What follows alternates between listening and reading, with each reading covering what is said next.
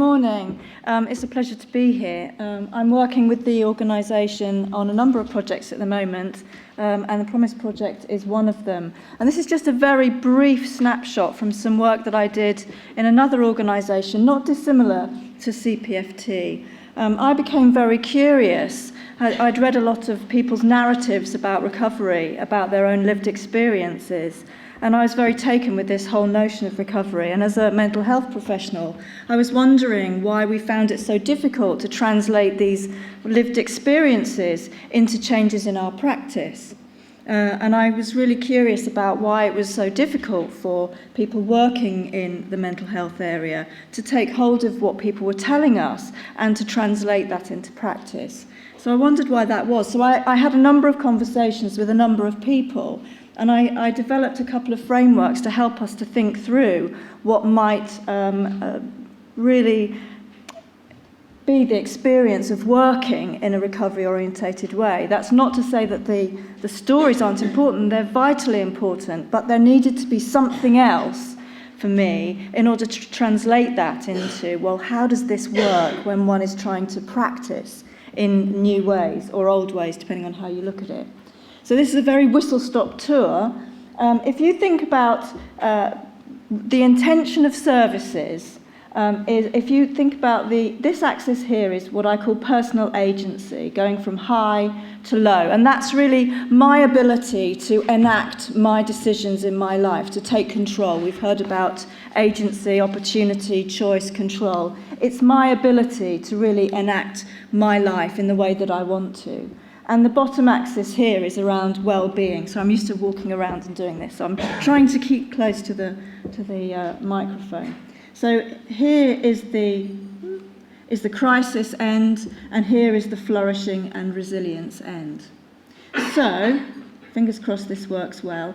Now, this is a diagrammatic representation. I'm not suggesting that everybody's journey goes from one place to another without any bumps along the way, but just for diagrammatic purposes. The trajectory for the person who is needing to rely on services for a short while, the trajectory is to go, they might not start at the crisis end, they might start halfway through, but the idea is to go towards a high level of personal agency and a strong sense of flourishing and building resilience, my ability to withstand the knocks that life is likely to throw at me. And for me, the professional's trajectory is the complete opposite. Again, it might not start here, but from a diagrammatic representation, it's helpful to start here at the crisis, where the person may be experiencing a low sense of agency, and we may have to take a high proportion of that agency to keep people safe. Okay, so with me so far? Yes, Anne, good. Thank you, whoever said yes. So I could see that there was this area of potential over here and an area of ambivalence. And I purposely say ambivalence and not resistance because I think we use language without really thinking in mental health services, and we talk a lot about resistance. And I think that actually it's a misnomer to think that people come to us asking for help and then simply say, nah, don't want that, nah, don't want that. That actually this notion of people resisting our help is a much more thought-through process, and people are ambivalent about our help for reasons. People don't just simply become idiosyncratic about our help. And we've got to think about more helpful helping, because if it's not helpful, then it's not helping. So we talk a lot about ambivalence or resistance on the perspective of the person, and we understand a lot. We do a lot of thinking about this. There may be fearful, and if you think about the Navigating Rocky Waters film, actually there's a lot represented in there that is around this area. People may be fearful, particularly if they've had an experience where they felt a loss of control. Actually taking back control can be quite fear-inducing. People may have a lack of confidence, lack of self-esteem, and there may be comfort and familiarity in somebody taking control for me. And I know I can fall foul of that myself. But what I felt in my inquiry, what I felt hadn't really been inquired into, was where we stand as professionals, because actually we have an area of ambivalence of ourselves, and we mention this in the film. but I don't think we necessarily own our place in this relationship, in this journey. So for professionals, sometimes standing away and helping people to take control of their own lives, we fear as being seen as uncaring. And actually we have to renegotiate these relationships and work in a much more equal way from the start in order for it not to feel like a stepping away. This is not abandonment, this is working differently. We may have a need to be needed. I always say to professionals, if you're the centre of somebody's life that you're paid to be there for, then naturally you're taking up too much room. Because the people in the centre of my life generally are there because they want to be, not because they're paid to be. But there is this sense that we sometimes have an overinflated need to be needed.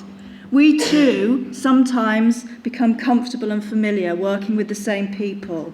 If I like the people I'm working with and I'm familiar with them, actually it might be just quite comfortable to stay there. And there are lots of fears about risks often in this area. So there is an area of potential if we work differently. People talk about flourishing and thriving, building their own resilience. And this notion that comes from Helen Glover about self-writing, being able to learn how to be resilient against the knocks that life throws at me, whatever that might look like. But there is also an area of potential for individuals. And there was lots of different testimony that people gave me, people who were working in a recovery orientation. Interestingly, those people who were actually trying really, really hard to work in a recovery orientation, generally speaking, were people who didn't come forward and say, talk to me. They were people who were recommended to me by other people, and they were all rather humble about their efforts, all aspiring to work in this way, but none claiming to have got there. The people who were less likely to be working in what I would call a recovery orientation were the people who were in the pick me tribe. Pick me, ask me, I do it all the time. They were less humble and less able to articulate what this really was about. There was lots of different testimony about what working in a recovery orientation is actually all about, but one thing that they were pretty much unanimous about was there is no going back. Once you start working in this way, you can't turn it off. That it's much more rewarding and that it has a greater potential impact. And for the managers amongst us, Aidan, you'll be pleased about this, it is actually, I think, a better use of resources because we put the resources where they're needed and we get them out of the way when they're not. So, we know what we're doing here at the crisis point. We know that people need a lot of support. They need the rescue craft that you saw in the film, although I personally have a problem with the word rescue. We know about that. I'll argue with you about that later. So we know what we're doing here. And actually, I think if we're still involved here, when somebody has got a high level of personal agency and a high level of flourishing and resistance, then we should jolly well be getting out of their way. Because that probably is a place where we are no longer needed. Our resources can be better placed somewhere else.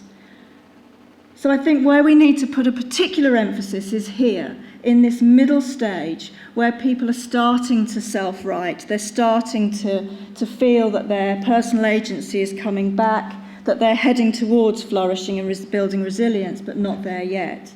So I think recovery-orientated practice is all about being really good at moving, helping people, supporting people to make that leap between that centre point and their own flourishing and resilience. Now, the big, really important thing here is that if we don't pay the right level of attention to what we're doing here, that the danger is that what we do is inadvertently, nobody does this on purpose, but you have to be extremely mindful and self-aware in your own practice, is to make sure that what we're not doing by accident is actually creating a notion of illness, saturation and dependence that we might call maintenance. Because the danger is, if we do that, inadvertently or no, that what happens is this becomes the person's future. So what not only happens here is a gap between where we could be and where we are, but that gap gets bigger over time. So it's harder for the person to develop that sense of self-writing, resilience, being able to be in charge and stay in charge. And so that becomes an increasing gap, and it's much harder for the person, and it builds in this notion that we will be needed forever, when I don't believe that's the case. Thanks.